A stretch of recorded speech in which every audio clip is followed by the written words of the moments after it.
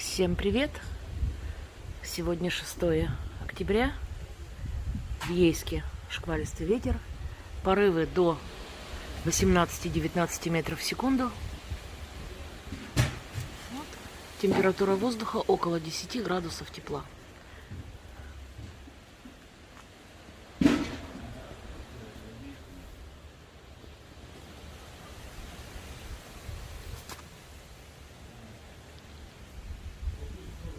Посмотрите, какая тут у нас красавица прилетела. Села на гибискус, греет свои крылышки. Последние теплые денечки.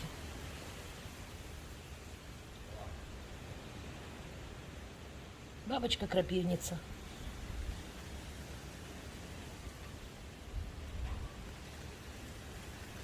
Красивая, правда?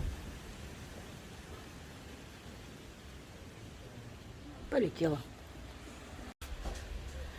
Но если быть точнее, то почти 12 градусов тепла. Но учитывая такой ветер, комфорт, наверное, 6-8 градусов. К нам приехали гости. Это из Ейского укрепления Надежда с мужем, которые нам поставляли, помните, яйцо Лигорнов, когда мы в инкубатор закладывали. Надь, как твои курочки поживают? Да, хорошо. Хорошо? А несутся? Да, начали. У нас тоже начали нестись, прям замечательно. Ладно. У нас не очень еще замечательно, но начали. Нет, нам яйцо нравится по вкусу, вкусовое качество яйца. Да, да. Так, мы решили выкопать гибискус. А это что за мешки? Сеном. Это ваших птичек. Для гнезд, спасибо большое. Вот у вас опилки, мне как-то неприятно. Что они на опилках, да. Мне кажется, им нравится. А мне кажется, вот солома лучше. Солома лучше, ладно. Ну все, сейчас утащим туда, в курятник. Буду сегодня делать все. Не идет никак. Копали по очереди, все выкапываем. Этот гибискус. Он вырос прям вдоль кирпичной этой. Ну, хороший такой. Все. О! Ничего. Они быстро прирастают. Мы пересаживали. Ну что, нормальный, да? Ну, нормально. И корешок нормальный. И корешок нормальный, и все. Ну, а потому что давно дождей не было, поэтому... Да, я сегодня у них буду убирать, все прибирать. У них уже пора. А вот эта маленькая, Надь, что ты насчет можешь нее сказать? Это вот у тебя, говоришь, тоже такие есть? Есть одна такая. Есть одна такая? А остальные далматинцы побольше? Нет, поменьше.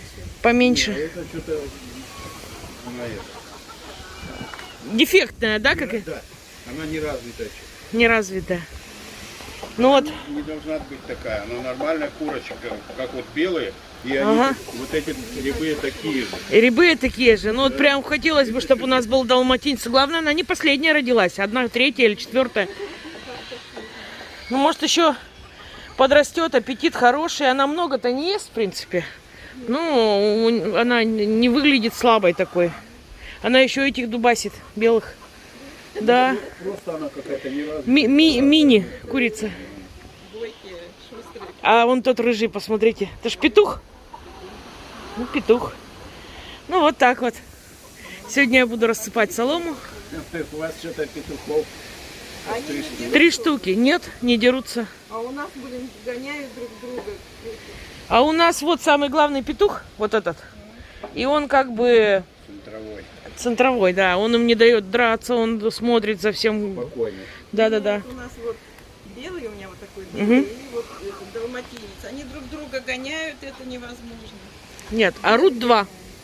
Орут 2. Белый и серый. Я советую это какого-то из них зарубить, потому что они не дают покоя. Они не дерутся и... Равно, Ну, понятно, я поняла. Ну, посмотрим, подумаем. он гоняет. Вот этот белый, он постарше у нас. Ага. А далматинцы, они помладше. И вот он гоняет молоденького. Понятно. Хотя петухи одинаковые. Что далматинец, что это одинаковые. У них гребешки такие, да? А вот отличительная особенность курочек, у них гребешки на бок. А у петухов, если он породистый, должен вертикально вверх стоять. Да, да. Вот. Вот такой. Петух Легорна. Хороший петушок. Прям как из бременских музыкантов мы все шутим. Ноги и гребень. Ну вот так вот у нас. А рыжему ничего не надо, он сел на пенек и все, и спит. Ну, говорят, что павловские куры, а это павловский петух, они развиваются только в 8 на 9 месяц. Они очень поздние. Поэтому он еще куреныш. Такой еще маленький. Орех у вас таких нету. Ничего себе! Это здесь такие растут орехи? Да. Это у вас дерево такое? Нет, не у нас, мы насобирали. В сады ездили. В сады ездили. А говорят, если такой вот орех посадить, то, в общем, и лучше садить орехом, если хочешь орех посадить. Не рассадой. Не садушкой, то есть. Посадите. Мы их недавно собрали. Ничего себе. Ребят, так это великаны, просто гиганты. Круто, спасибо. Детям отправили на север. Детям на север. А сколько? Много отправили? Ой, 7 килограмм. Ничего себе. Это нам подарок банка томатного сока. А вот это вот эти вот консервы. Да, консервы. Вот это вот вам попробуйте. Они не очень острые, они получились слабо-слабо пикантные. И тут видите ассорти сразу, помидорка, огурчик. Все, попробуйте нашу заготовочку. Классная закуска. Делала по нашему рецепту. Делала. Ну и как? Вообще вкусно. Вкусно. Ну вот так вот. Такие у нас. Приезжайте с ночевкой и посидим, будем пробовать. А мы подумаем. Мы подумаем. Спасибо за приглашение. Спасибо вообще, что приехали. Давно хотели вас увидеть. Напаримся. В баньку сходим, да. Да. Я баню сделал. Все. Здорово. Ну, как Сам людей. своими руками? Конечно. Да. Я никогда никого не нанимаю. А веники? Все Все есть. есть. Все есть. Хоть А какие. какие веники есть? Хоть дубовые, хоть березовые. Ой, супер. С собой. Супер, молодцы. Просто молодцы. Все с собой возим. Ну вот, как-то так. У нас, а то мы к вам уже сколько были, а вы еще не раз. Мы с Белгорода дубовые привезли. Там дуба много. Белгород — это Белгородская область. Это Да. где? Рядом с чем? Воронеж. Воронеж. Ну, тут не так далеко, да? Не так уж и... И близко не так. Ну, километров 200, да? От Белгорода сюда 1000 километров. Ну вот, под Москвой где-то. Нет? Нет. У меня кретинизм От географический. Москвы до Белгорода 900 километров. Все поняла. Ну, Москва как Сообразила. вот так стоит. Вот Да-да-да. так вот едем и вот так на Белгород. Все поняла. Ну вот. Вот 120 литров Вина. вина. Ой-ой-ой-ой-ой. И Надя и Анатолий сказали, мы научим вас делать вино. У нас Андрюша еще сосед умеет делать это все. Его родители умеют. Так что там все нас научат. Все просто, но трудиться придется, конечно, немножко потрудиться надо, Ну да. чтобы сделать хорошее Все, вино. давайте счастливо. Счастливо вам. Еще В приезжайте. нашу сторону. До свидания. Обязательно. Все, пока-пока. Счастливой вам дороги. Мы с Таней выдвигаемся к Тане на квартиру, потому что позвонили соседи и сказали, у вас обшивка с балкона оцинкованная, вот этот лист оторвался, всю ночь хлопал, не давал спать.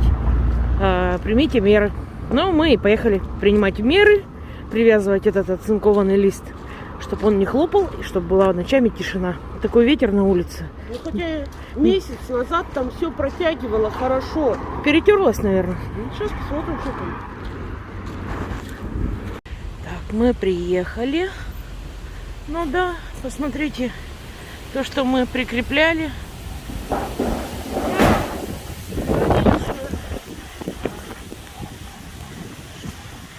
Вот видите, что творится. Ну, кто что тут снет-то? А я крепко приматывала все, это перетерлось, видать. Я приматывала. Может начать, правда, с балкона уже. Этот балкон застеклить в первую очередь сейчас, пока деньги есть маленько. Ну да, Наверное, пойдем в эту в компанию, и пусть они нам делают. ну да. Потому что это тоже не дело. Это представляете, какие мучения были у людей этой ночи. Был сильный шквалистый ветер, он еще был 3 дня. А сейчас пойдем мотать, приматывать. Приматывать? Ну, конечно. Бедная наша Элеонора, соседка снизу. Терпение ей. Хорошо позвонила. Хорошо, конечно. Сейчас я жду порыва ветра, чтобы все услышали какой-то звон. А вон всем видно. Вон с той стороны зайди.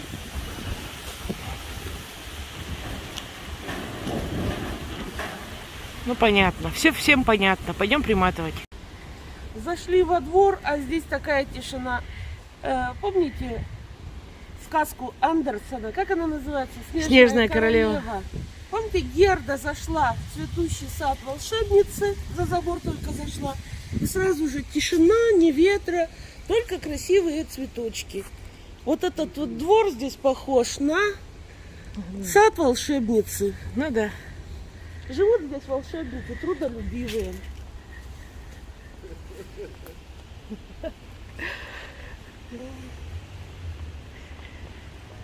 Ну что тут скажешь? Ну, и не поспоришь.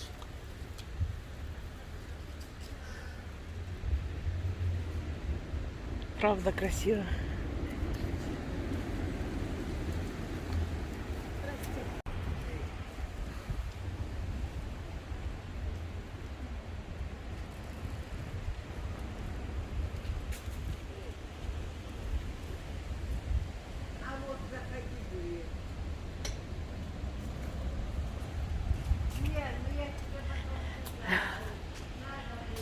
Ну да.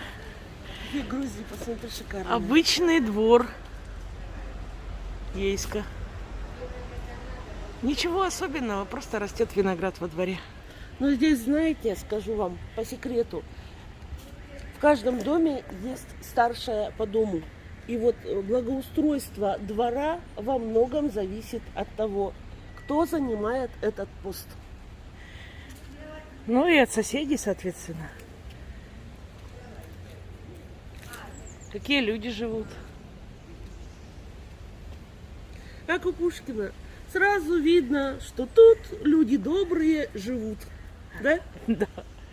Розы, октябринки. И как он, белоснежник или как ты его называешь, Тань? Снежно-ягодник. Снежно-ягодник розовый. А вот. Маш, да поближе покажи. А покажу? Конечно же покажу. Капюшоны понатягивали, сибиряки. Сибиряки, говорит, капюшоны понатягивают. Ветер. Снежный ягодник. Уши-то тоже. Не хочется, чтобы продуло. Тепло, а ветер коварный. Маша, вернись сюда. Вернись, ты пробежала мимо красоты. Я не себя имею в виду. Вот. Ну, я ж показывала снежный ягодник, там такой же куст. Мне сюда не забраться, Тань. Ну вот. Ну красота.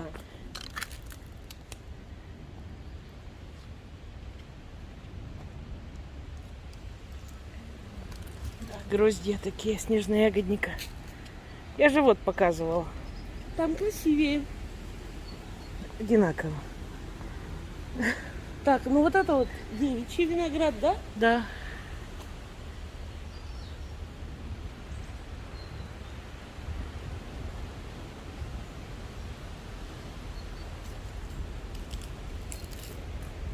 Ну все. Иди к своим любимым.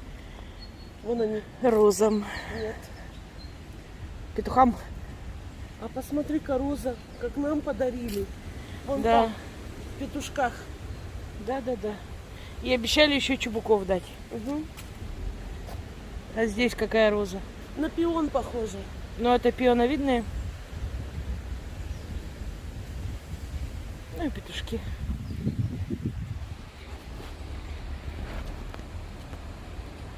Бархатные такие. Классные. О, И вновь зацвела плетистая роза. Так что ли? Тоже здорово. Ну пойдем, а то мы так и не дойдем. Тут розы можно вечность рассматривать. какие крупные. Угу. Астры. Розы. Не, виноград надо точно показать.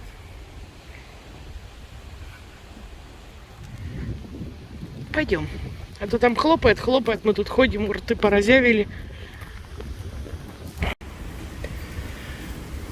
Вот, пришли. Маша, ты жгут во сколько? Вдвое, втрое делаешь? Втрое не войдет. Ну, пока так приматывай. Вон оно. Не, сейчас, наверное, в центр пойдем, а там в центре что-то есть, по-моему, по пластиковым окнам. Зайдем, поинтересуемся, сколько будет стоить застеклить балкон и вот этот вот оконный блок. Вот, примерно. На балкон тут делают одинарное остекление, просто, по-моему, одно стекло, да? Даже не камера, а просто стекло. Ну, посоветуемся с людьми.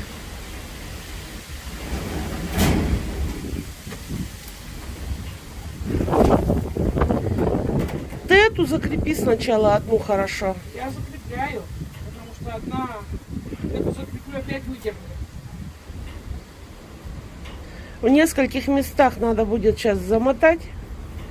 Ну ладно, мы потом вам покажем работу, как мы уже сделали, да? Сейчас тут на ветру и ветер задувайка, и все. Стараемся укрепить вообще хорошо, чтобы вот это вот ветры хотя бы пережил этот балкон. Установку. Да, не перетерлась до установки. Ну, почти в каждое отверстие веревочку и затягиваем. Угу. Надеюсь, больше хлопать не будет. Ну, даже если будет, ее все равно гнет. Ветер. Просто жесть. Ну все. Нормально. Пойдем. Интересно. Интересненько. А вообще, может быть, пол новый заливать на балконе. Потому что он какой-то весь в трещинах. Надо еще снизу зайти посмотреть, что там снизу. Не обсыпается ли эта платформа. Закрепили мы балкон и шагаем на центральный рынок. Зачем? Покажем позже.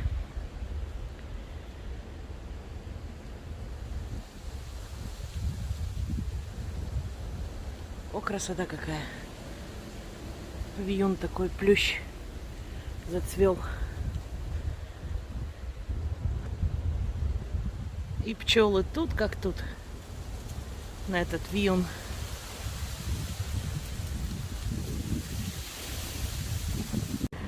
Вот мы шли по улице Энгельса от Таниного дома, от самого ЦРБ.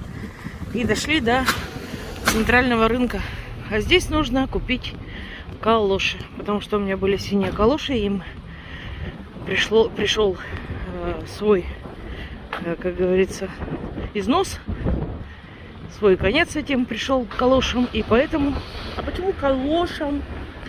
Или галошам? Пишется галоша или калоша. Не знаю. Ну так-то, в принципе, галоши.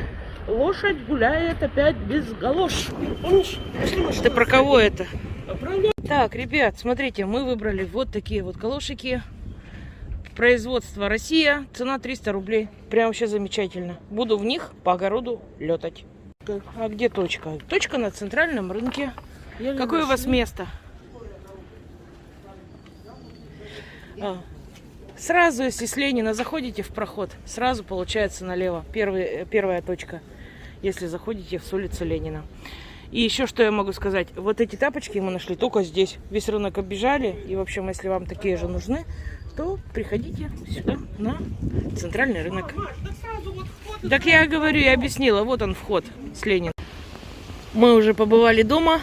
Идем обратно. Идем обратно на улицу Армавирскую. Да, Таня?